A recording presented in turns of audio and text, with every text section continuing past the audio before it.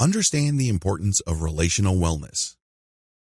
No man is an island. It takes a village to raise a child. Everyone is connected by 6 degrees. What do all of these quotes have in common besides the fact that you probably have heard them before? They are quite common because there is a tremendous amount of truth to them. Human beings, by and large, are social creatures. Even the most introverted and shy person would at least interact with his or her relatives, or at least has one friend or acquaintance. Truly asocial people are quite rare. They exist, but they are definitely outliers. Most people need other people. Understand that this is part of who you are, and your social relationships and how you function within this interconnected network of human beings directly impact your wellness. In fact, the more you interact with people and the more positive your interactions are, the better off you feel. Indeed, author Malcolm Gladwell in his book Outliers described a study involving Italian-American immigrants from a town called Roseto.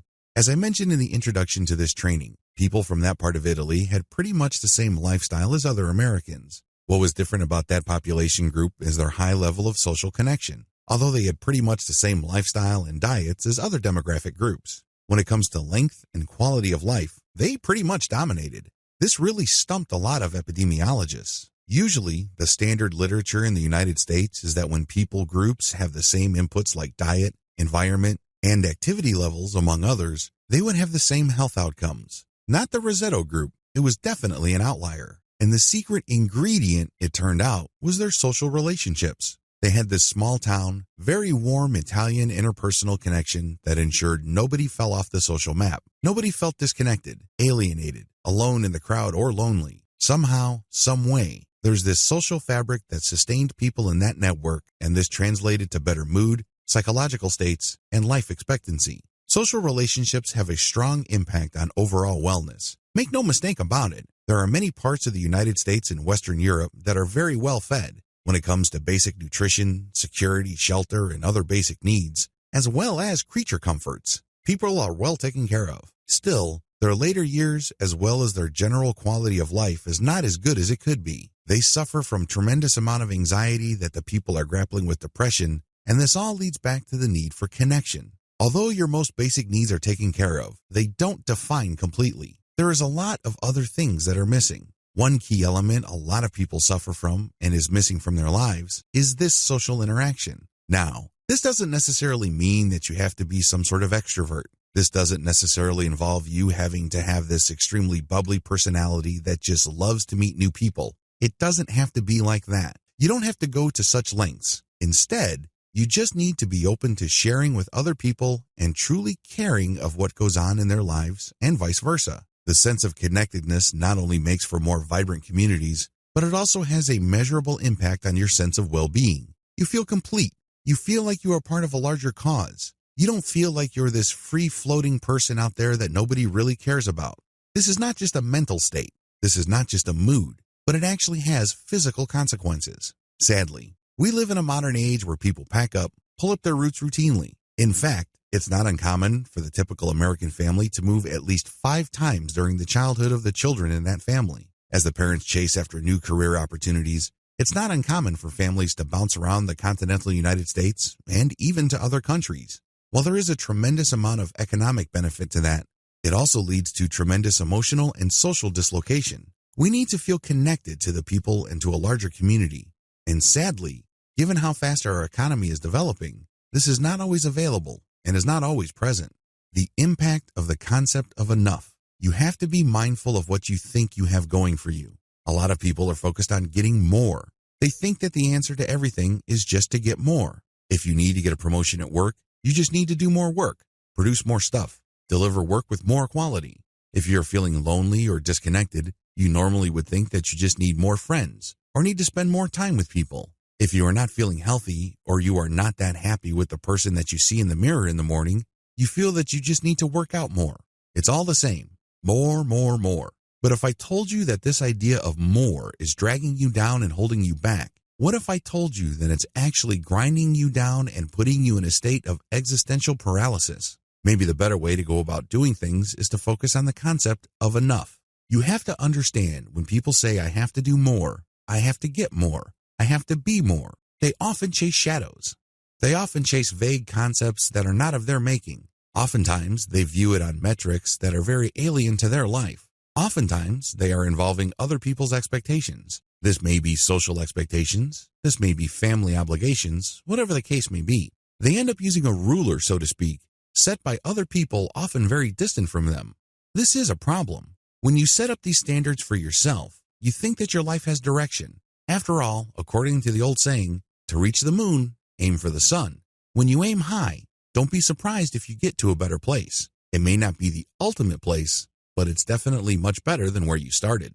It's easy to understand these, but the problem is when it comes to actually working towards getting more, people end up grinding themselves down. They become victims of their own expectations. They feel like losers and failures because they did not achieve the grand vision, whatever form it takes. Sadly, this destroys a lot of lives, and the worst form of destruction is this low-level feeling that you are a disappointment. This happens all the time because people lose sight of the fact that there is an alternative concept. Instead of looking for the grand things, the big victories, the ultimate achievements in life, why not just focus on enough? That's right, there is such a thing as enough social status, income, wealth. Yes, it's possible to be happy enough. The problem with wanting more is that you eventually become blind to the fact that you will never get there. It is the eternal future. I remember when I was in college and I was living on $20,000 a year for housing, food, you name it. This was, of course, outside of tuition. I was happy as a clam. I and my friends would get together and everybody would bring a cup of instant noodles, and I would turn on the hot tap, and we would just drink some beers, enjoy our noodles, and have a great old time. I met up with the same friends 20 years later, and everybody rolls in with their Mercedes-Benz, BMWs. People live in gated communities, and everybody's bitching and moaning about property taxes, insurance, finding private schools that are worth the money, and on it goes. It dawned on me that when I was in college, living on what now seems like a ridiculously insignificant amount of money, I was very happy. I always looked forward to that nice hot bowl of instant noodles that was my breakfast, lunch, and dinner, and guess what? I never got tired of it. I mastered all the flavors that instant noodles came in. It was a delight to switch flavors. But when I moved on after graduation, all of a sudden my needs changed. Instead of focusing on what I actually needed, really wasn't that much. I mean, let's get real here. You don't really need that much. You just need a roof over your head, people around you not to kill you, food, water, light, and you're good to go. Those needs don't change. Believe me, my needs when I was in that cramped dorm room 20 years ago were the same as my real needs now. But I live in a completely different place. I have 3 cars. I do many different things with my time, and my world is completely changed. I share this with you because your consumption of need changes with time and changes with your income, as well as the opportunities presented to you. It also changes in a very dramatic way based on your social circles. If you hang out with people who belong to country clubs and drive Ferraris and Lamborghinis and Mercedes-Benz vehicles, your concept of need is going to be very different from other groups of people. But one thing is clear, regardless of your concept of need now, is going to be very different from when you were younger. I raise this with you because the constantly wanting more, and more is corrosive. As I mentioned earlier in this training, there are many millionaires who kill themselves because they are just absolutely miserable. They are miserable because they are not getting what they think they deserve. They want more. When they cannot attain it, everything else is a failure. Everything else is a complete and unmitigated disaster. I can't even begin to tell you how wrong this is. Just one fact to bring everything into perspective. Please wrap your mind around this statistic. Hundreds of millions of people all over the planet live on less than $2 a day. Let that sink in. Next time you think about your disappointments and not being able to afford the latest BMW sports model, think about that figure. The next time you worry about having to wait a little bit more to afford a new set of golf clubs, think about that figure. You have to understand that there's a big difference between what you really need and what you want, and unfortunately, people make themselves unnecessarily miserable when they confuse the two. As I mentioned above, your needs have hardly changed. The only thing different between myself now and who I was 20 years ago is the fact that I now have a wife and a kid. That's pretty much it fundamentally. Now, my income has changed. What I do for a living changed. My surroundings have changed. I drive cars now, but fundamentally, and I'm talking about me as a person, the only change really is me becoming a parent and a husband. Focus on your fundamental identity when trying to define your needs, because if you can't figure this out, you're going to be doing what everybody else is doing. They are confusing their needs and their wants. Their wants start to look like needs. This is going to be a problem because your wants are all about more. The antidote? Focus on enough. When you focus on the concept of enough, you allow yourself to be dragged back, pulled back, and cemented to the concept of need. Again, you really don't need all that much. You need shelter, safety, clean air, sunlight, food, water, rest. You know, the basics. And the more you shave off a lot of the unnecessary stuff and focus on what is enough, the saner and healthier you will be. I raise this issue here because oftentimes our needs are influenced by our social settings. Like I mentioned earlier, the needs of a working class person are going to be different from those of a middle class or an upper class person. It's time to question the impact of your social setting on your needs. If your desire to get more and more and more is dragging you down, making you feel miserable, you might want to start deconstructing your needs and rediscover the concept of enough. You might want to question if it's really all that wise to absorb on a wholesale basis everybody else's expectations as well as definitions of need.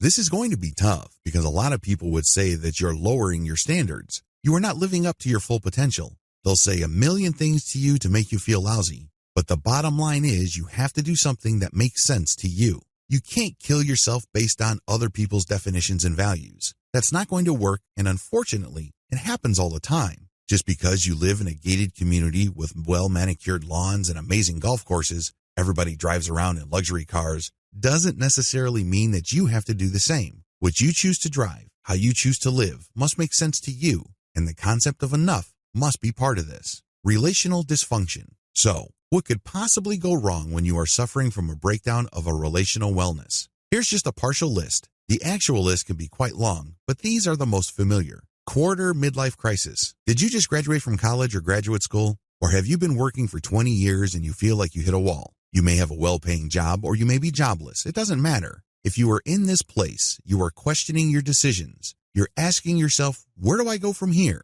Did I make the right choices? What should I be doing for a living? Is my career helping me blossom as a person? Do the things I do for a living really make me happy? Do they bring me the kind of fulfillment that I truly desire? These are serious questions, and unfortunately, the idea of a midlife crisis doesn't just apply to people in their 40s and 50s. In fact, a lot of millennials starting at the age of 16 onwards are feeling the same symptoms. They have this tremendous angst about who they are, what they do for a living, what they should do for a living, what things are worth doing, and on it goes. And a lot of this can be traced to relational dysfunction. A lot of this can be traced to whose standards are we using to measure success and purpose. Are we shooting for more, and more? Have you forgotten about enough? Antisocial behavior. A lot of people simply just break down due to lack of meaningful relational connections. This does not mean that they actively seek to harm others. This does not mean that they are serial killers or criminals by any stretch of the imagination. Instead, they become so self-absorbed that their self-regard and self-concern become sort of emotional black hole. They find it very hard to care about people because they have a tough time convincing themselves that they themselves matter. This is a really tough place to be in.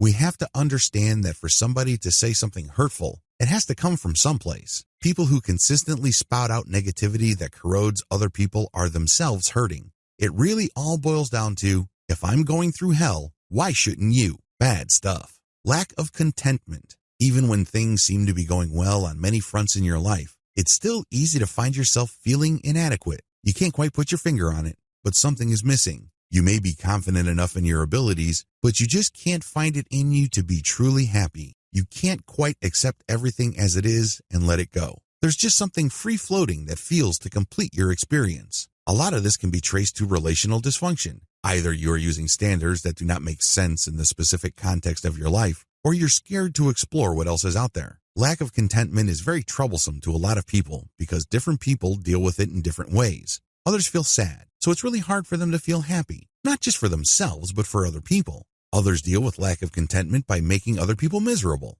They are very critical. They're picky. They always try to snatch defeat from the jaws of victory. They're always looking at the flaw of what would otherwise be an amazingly beautiful diamond. Others deal with lack of contentment by being very proud to the point of being obnoxious. They know deep down inside that they are not really all that happy, so they project this imaginary perfect life. You probably have seen some of these people on your Facebook timeline. There are many other ways people deal with lack of contentment. Make sure you recognize it and understand that it can trace back to dysfunctions and how you relate with people. Interpersonal conflict. A lot of people have a tough time realizing that they love their fathers or mothers. A lot of people have traumas from their past. Maybe that their dad wasn't around physically because he was so busy trying to put food on the table. Maybe their mother was too protective and shielded them from lessons that they needed to learn. Sure, these lessons are hard and oftentimes uncomfortable, but they need to go through this. So they grew up with a tremendous amount of conflict and resentment. This, of course, is manifested in interpersonal conflicts if you see your father in everybody, or you've tried to find your mother in everybody. Similarly, if interpersonal conflicts take the form of being needy and holding people to such high standards that you yourself don't want to live up to,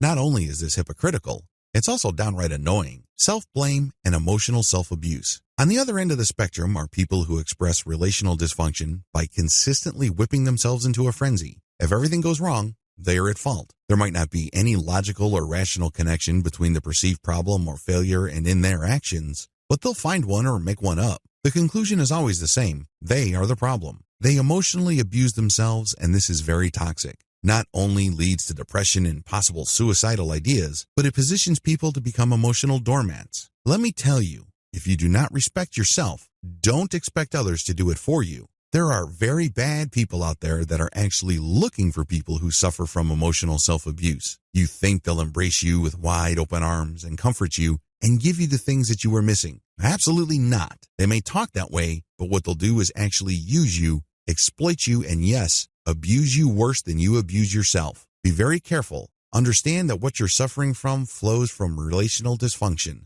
The way you define your personhood in the context of everybody else around you needs work. Otherwise, you wouldn't be always blaming yourself. Thankfully, relational wellness can be achieved.